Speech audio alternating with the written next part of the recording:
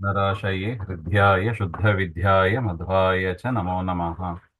प्रथमो हनुमान्नाम द्वितीयो भीम एव च।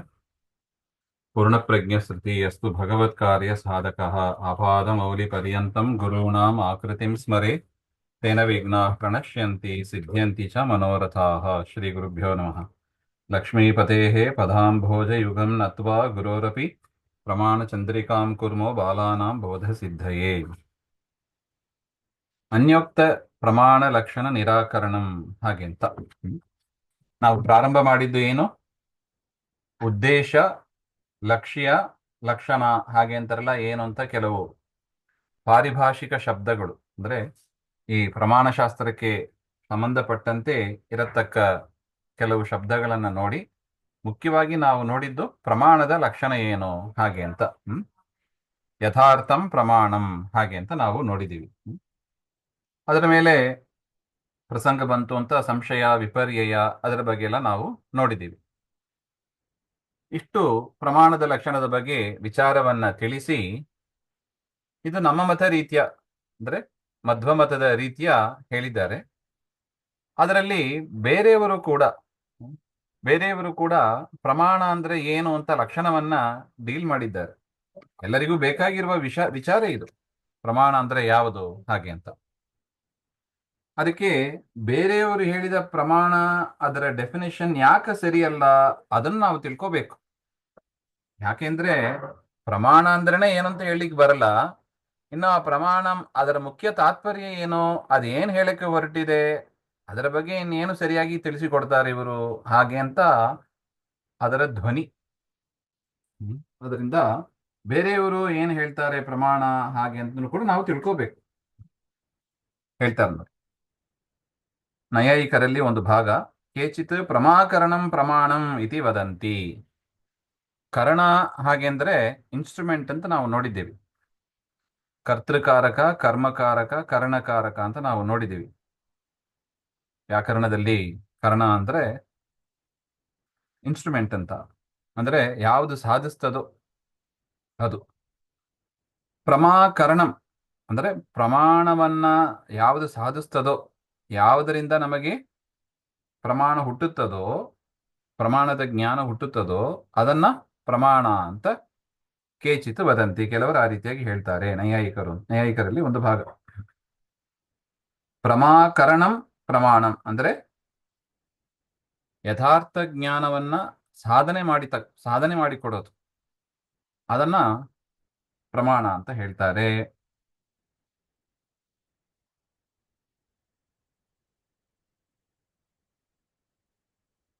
ಅವ್ರು ಯಾಕೆ ಹಂಗೆ ಹೇಳ್ತಾರೆ ಅಂದ್ರೆ, ಯಥಾರ್ಥ ಜ್ಞಾನ ಅದು ಪ್ರಮಾಣ ಅಲ್ಲವಾ? ಹಾಗಂದ್ರೆ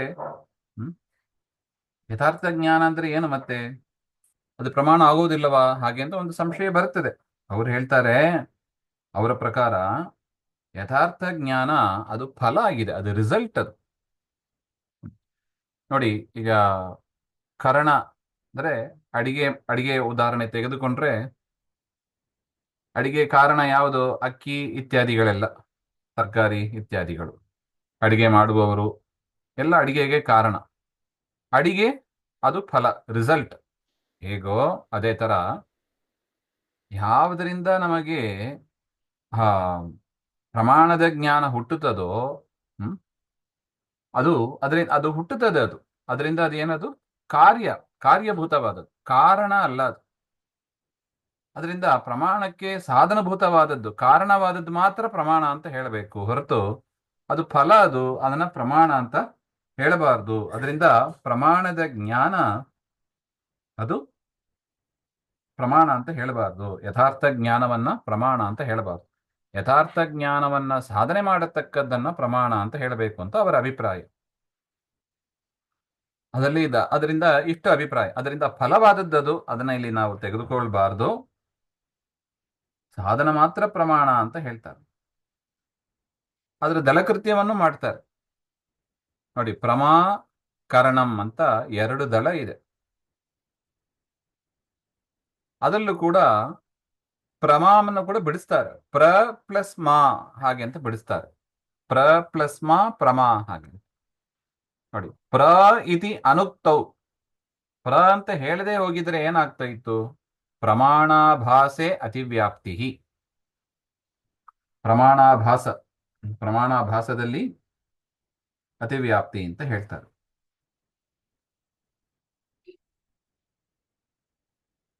ಪ್ರಮಾಣಾಭಾಸ ಅಂತ ನಾವು ನೋಡಿದ್ದೀವಿ ನೋಡಿ, ಹಿಂದೆ ನೋಡಿದ್ದೀವಿ.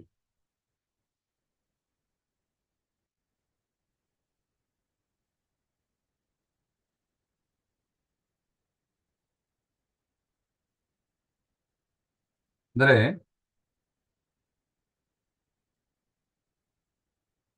ಶುಕ್ತಿಕಾಯಾಂ ರಜತಂ ಅಂತ ಪ್ರತ್ಯಕ್ಷ ಪ್ರಮಾಣಾಭಾಸ ಮೂರಿದೆ: ಪ್ರತ್ಯಕ್ಷಾಭಾಸ, ಅನುಮಾನಾಭಾಸ, ಆಗಮಾಭಾಸ ಅಂತ ನೋಡಿದ್ದೀವಿ. ಪ್ರತ್ಯಕ್ಷಾಭಾಸ ಅಂದ್ರೆ ಯಾವುದು? ಶುಕ್ತಿಕಾಯಾಂ ರಜತಂ, ಕಪ್ಪೆ ಚಿಪ್ಪಿನಲ್ಲಿ ಬೆಳ್ಳಿಯನ್ನು ತೋರೋದು. ಈ ರೀತಿಯಾಗಿ ಆ ಸಂಶಯದಲ್ಲಿ, ವಿಪರ್ಯಯ ಜ್ಞಾನಗಳಲ್ಲೆಲ್ಲ ಏನ್ ಬರುತ್ತದೆ? ಅತಿವ್ಯಾಪ್ತಿ ಬರುತ್ತದೆ. ಪ್ರಮಾಣಾಭಾಸೆ ಅತಿವ್ಯಾಪ್ತಿ. ಬರೀ ಮಾ ಹಾಗೆ ಅಂತ ಅಷ್ಟೇ ಪ್ರಮಾಣ ಅಂತ ಹೇಳಿದ್ರೆ, ಮಾ ಕರಣಂ ಪ್ರಮಾಣ ಅಂತ ಅಷ್ಟೇ ಹೇಳಿದರೆ ಸಂಶಯ ವಿಪರ್ಯಯಗಳಲ್ಲೂ ಬರುತ್ತದೆ. ಅದನ್ನ ನಿವಾರಣೆ ಮಾಡುವುದಕ್ಕಾಗಿ ಪ್ರ ಅಂತ ಸೇರಿಸಿದ್ದಾರೆ. ಪ್ರ ಹಾಗೆ ಅಂತ ಪ್ರ ಅಂತ ಸೇರಿಸಿದ್ರಿಂದ ಏನಾಯಿತು? ಅದೇನು ಯಥಾರ್ಥವನ್ನ ಜ್ಞಾನವನ್ನು ಹುಟ್ಟಿಸೋದಿಲ್ಲ, ಪ್ರಮಾಣ ಆಭಾಸ ಅದು. ಅದರಿಂದ ಅದು ಪ್ರಮಾಣ ಅಂತ ಪ್ರಮಾಣ ಕಾರಣ ಆಗೋದಿಲ್ಲ. ಮಾ ಕಾರಣ ಅಂತ ಬೇಕಾದ್ರೆ ಹೇಳಿದರೆ ಆಗ್ತದೆ, ಅಥವಾ ಮಾ ಅಂತ ಹೇಳಿದರೆ ಆಗ್ತದೆ. ಅದರಿಂದ ಸಂಶಯ ವಿಪರ್ಯಯದಲ್ಲಿ ಅತಿವ್ಯಾಪ್ತಿ ಬರುತ್ತದೆ. ಅದರಿಂದ ಪ್ರಮಾ ಅಂತ ಸೇರಿಸಿದರು ಹಾಗೆ. ಇನ್ನು ಕರಣಂ ಇತ್ಯನುಕ್ತೌ ಅಸಂಭವ ಫಲೆ ಅತಿವ್ಯಾಪ್ತಿಶ್ಚ. ಇನ್ನು ಪ್ರಮಾ ಅಂದ್ರೆ ಪ್ರಮಾಣ ಹಾಗೆ ಅಂತ ಹೇಳಿದರೆ ನೋಡಿ, ಪ್ರಮಾಣದ ಎಲ್ಲ ಕಡೆ ಬಂದಿಲ್ಲ, ಪ್ರಮಾಣ ಕರಣದಲ್ಲಿ ಬಂದಿಲ್ಲ. ಪ್ರಮಾಣಂ ಅಂತ ಇಷ್ಟೇ ಲಕ್ಷಣ ಹೇಳ್ತೀವಿ. ಅಂದ್ರೆ ಪ್ರಮಾಣ ಅಂದ್ರೆ ಯಾವುದು? ಯಥಾರ್ಥ ಜ್ಞಾನ ಅಂತ ಅಷ್ಟೇ ಹೇಳಿದರೆ, ಪ್ರಮಾಣವನ್ನ ಹುಟ್ಟಿಸುವ ಆ ಕರಣಗಳು ಏನಿದೆ, ಪ್ರತ್ಯಕ್ಷ, ಅನುಮಾನ, ಆಗಮ ಅಂತೆಲ್ಲ ಏನಿದೆ, ಅಲ್ಲಿ ಬರೋದಿಲ್ಲ. ಅಲ್ಲಿಯೂ ಬರಬೇಕಾಗಿತ್ತು. ಅದರಿಂದ ಅಸಂಭವ ದೋಷ ಬರುತ್ತದೆ. ಅಸಂಭವ ಅಂದ್ರೆ ಏನು? ಲಕ್ಷ್ಯದ ಎಲ್ಲ ಕಡೆ ಇಲ್ಲದೆ ಇರೋದು. ಅದಕ್ಕೆ ಯಾವ ಉದಾಹರಣೆ ನೋಡಿದ್ದು ನಾವು? ಗೋಹೋ ಶಬಲತ್ವಂ ಹಾಗೆ ಅಂತ. ಕಪ್ಪು ಗೋವು, ಅದು ಕೆಲವು ಗೋವುಗಳಲ್ಲಿ ಮಾತ್ರ ಇರುತ್ತದೆ, ಎಲ್ಲಾ ಗೋವಿನಲ್ಲೂ ಕಪ್ಪಾಗಿ ಇರೋದಿಲ್ಲ, ಕೆಲವುದು ಬಿಳಿ ಇರುತ್ತದೆ. ಆ ತರ ಲಕ್ಷಣ ಹೇಳುವಾಗ ಲಕ್ಷ್ಯದ ಎಲ್ಲ ಕಡೆ ಬಂದಿರಬೇಕು. ಅದರಿಂದ ಅಸಂಭವ ದೋಷ ಬರ್ತದೆ. ಈಗ ಪ್ರಕೃತ ಕರಣ ಅಂತ ಅಷ್ಟೇ ಹೇಳಿದರೆ, ಕರಣಂ ಅಂತ ಹೇಳದೇ ಇದ್ರೆ, ಪ್ರಮಾ ಅಂತ ಇಷ್ಟೇ ಪ್ರಮಾಣ ಅಂತ ಹೇಳಿದರೆ ಕರ್ಣದಲ್ಲಿ ಬಂದಿಲ್ಲ. ಅದರಿಂದ ಅಸಂಭವ ದೋಷ ಬರುತ್ತದೆ. ಮತ್ತು ಫಲೆ ಅತಿವ್ಯಾಪ್ತಿಶ್ಚ. ಪ್ರಮಾ ಅಂದ್ರೆ ಯಾವುದು? ಯಥಾರ್ಥ ಜ್ಞಾನ. ಯಥಾರ್ಥ ಜ್ಞಾನ ಪ್ರಮಾಣ ಅಂತ ಹೇಳಿದೆ ಅಂತೆ ಆಯಿತು. ಅದು ಫಲ, ಅದು ಫಲೆ ಅತಿವ್ಯಾಪ್ತಿ. ಎರಡು ದೋಷ ಬಂತು. ಒಂದು ಕರ್ಣ ಅಂತ ಹೇಳದೇ ಇದ್ರೆ ಅಸಂಭವ ದೋಷ ಬಂತು. ಯಾಕೆ? ಕರ್ಣದಲ್ಲಿ ಬಂದಿಲ್ಲ ಅದು. ಮತ್ತು ಫಲದಲ್ಲಿ ಅತಿವ್ಯಾಪ್ತಿ ಬಂತು. ಹೌದು, ಅವರು ಯಥಾರ್ಥ ಜ್ಞಾನವನ್ನ ಅವರು ಪ್ರಮಾಣ ಅಂತ ಹೇಳೋದಿಲ್ಲ, ಪ್ರಮಾಕರಣ ಅಷ್ಟೇ ಪ್ರಮಾಣ ಅಂತ ಹೇಳಿದ್ದಾರೆ. ಫಲೆ ಅತಿವ್ಯಾಪ್ತಿಶ್ಚ ಇದು. ಅದನ್ನ ನಿರಾಕರಣೆ ಮಾಡ್ತಾ ಇದ್ದಾರೆ. ತನ್ನ ಆ ರೀತಿಯಾಗಿ ಪ್ರಮಾಣದ ಲಕ್ಷಣ ಹೇಳಲಿಕ್ಕೆ ಬರೋದಿಲ್ಲ. ಯಾಕೆ? ಫಲೆ ಅವ್ಯಾಪ್ತಿಶ್ಚ, ಫಲದಲ್ಲಿ ವ್ಯಾಪ್ತಿ ಇಲ್ಲ. ಸಾರಿ, ಅಸಂಭವ ಅಂದ್ರೆ ಅದು ಪಾಸಿಬಲೇ ಇಲ್ಲ ಅಂತ. ಕರಣಮಿತ್ಯ ಅನುಕ್ತವ ಅಸಂಭವ. ಅಸಂಭವ ಅಂದ್ರೆ ನಾವು ಗೋವಿನ ದೃಷ್ಟಾಂತದಲ್ಲಿ ಯಾವುದು ನೋಡಿದ್ದು? ಏಕಶಪತ್ವಂ ಹಾಗೆ ಅಂತ. ಏಕಶಪತ್ವ ಅಂದ್ರೆ ಒಂದೇ ಗೊರಸು ಇರೋದು. ಅದು ಗೋವಿನಲ್ಲಿ ಎಲ್ಲೂ ಇರೋದಿಲ್ಲ. ಯಾಕೆ? ಆಕಳಲ್ಲಿ ದ್ವಿಷಪತ್ವ ಇದೆ, ಎರಡು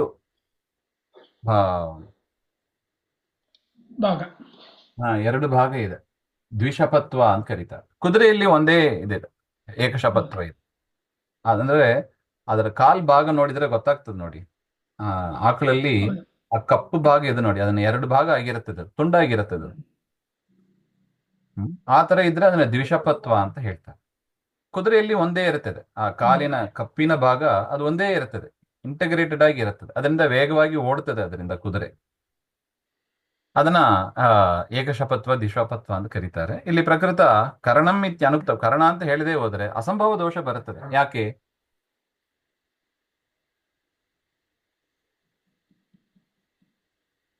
ಅಸಂಭವ ಅಂದ್ರೆ ಏನು? ಲಕ್ಷ್ಯದಲ್ಲಿ ಎಲ್ಲೂ ಇರೋದೇ ಇಲ್ಲ. ಸಾಧ್ಯವಿಲ್ಲ, ಹಾ ಎಲ್ಲೂ ಇಲ್ಲ. ಹಾ ಲಕ್ಷ್ಯದಲ್ಲಿ ಎಲ್ಲೂ ಇಲ್ಲ, ಕೆಲವು ಕಡೆ ಮಾತ್ರ ಇಲ್ಲ ಅಂತಲ್ಲ, ಲಕ್ಷ್ಯದಲ್ಲಿ ಎಲ್ಲೂ ಇಲ್ಲ. ಕೆಲವು ಕಡೆ ಇಲ್ಲದೆ ಇದ್ರೆ ಅದನ್ನ ಅವ್ಯಾಪ್ತಿ ಅಂತ ಕರೀತಾರೆ. ಎಲ್ಲ ಕಡೆ ಇಲ್ಲದೆ ಇರೋದನ್ನ, ಈಗ ಏಕಶಪತ್ವ ಕೆಲವು ಗೋವುಗಳಲ್ಲಿ ಇರುತ್ತದೆ, ಕೆಲವದಲ್ಲಿ ಇಲ್ಲ ಅಂತ ಹೇಳಿಕ್ ಬರೋದಿಲ್ಲ. ಯಾವ ಗೋವಿನಲ್ಲಿ ಏಕಶಪತ್ವ ಇಲ್ಲವೇ ಇಲ್ಲ, ದ್ವಿಶಪತ್ವನೇ ಇರೋದು.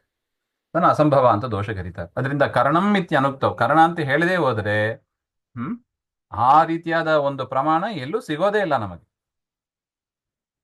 ಎಲ್ಲಿ ಬರ್ಬೇಕು ಹೇಳಿ? ಎಲ್ಲೂ ಬರ್ಲಿಕ್ಕೆ ಸಾಧ್ಯನೇ ಇಲ್ಲ. ಅದರಿಂದ ಅಸಂಭವ ದೋಷ ಬರುತ್ತೆ. ಇನ್ನು ಫಲೇ ಅತಿವ್ಯಾಪ್ತಿಶ್ಚ, ಫಲದಲ್ಲಿ ಬಂತು. ಪ್ರಮಾ ಅಂದ್ರೆ ಯಥಾರ್ಥ ಜ್ಞಾನ, ಅದನ್ನೇ ಪ್ರಮಾಣ ಅಂತ ಹೇಳಿದ್ರೆ ಫಲದಲ್ಲಿ ಅತಿವ್ಯಾಪ್ತಿ ಬಂತು. ಅದರ ಪರಿಹಾರಕ್ಕಾಗಿ ಆ ಪ್ರಮಾ ಕರಣಂಬ ಶಬ್ದವನ್ನ ಸೇರಿಸಬೇಕು. ಕರಣಂ ಅಂತ ಸೇರಿಸಿಬಿಟ್ರೆ ಅಸಂಭವ ದೋಷವೂ ಬರೋದಿಲ್ಲ, ಫಲದಲ್ಲಿ ಅತಿವ್ಯಾಪ್ತಿ ದೋಷವೂ ಬರೋದಿಲ್ಲ. ಕರೆಕ್ಟಾಗಿ ಯಥಾರ್ಥ ಜ್ಞಾನಕ್ಕೆ ಸಾಧನವಾದದ್ದು ಪ್ರಮಾಣ ಅಂತ ಹೇಳಿದಂತೆ ಆಯಿತು ಅಂತ ನೈಯಾಯಿಕರ ಒಂದು ವಾದ.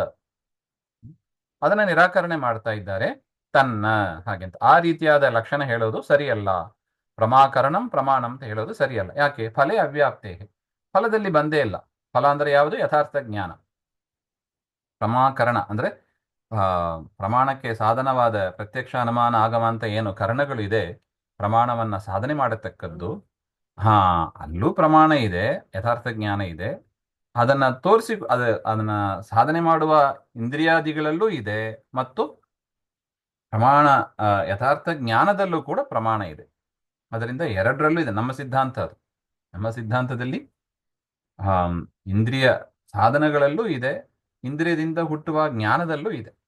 ಇದಂ ಪುಸ್ತಕ ಅಂತ ನೋಡ್ತೀವಿ, ಪುಸ್ತಕವನ್ನು ನೋಡಿದಾಗ ಕಣ್ಣಿನಿಂದ ಜ್ಞಾನ ಬಂತು. ಸೊ ಕಣ್ಣು ಪ್ರಮಾಣ ಮತ್ತು ಬಂದ ಜ್ಞಾನ, ಇದಂ ಪುಸ್ತಕಂ ಎನ್ನುವ ಜ್ಞಾನ ಬಂತಲ್ಲ, ಅದು ಎರಡು ಪ್ರಮಾಣ. ಕೇವಲ ಪ್ರಮಾಣ ಅನುಪ್ರಮಾಣ ಅಂತ ಮುಂದೆ ನೋಡ್ಲಿಕ್ಕಿದ್ದೀವಿ.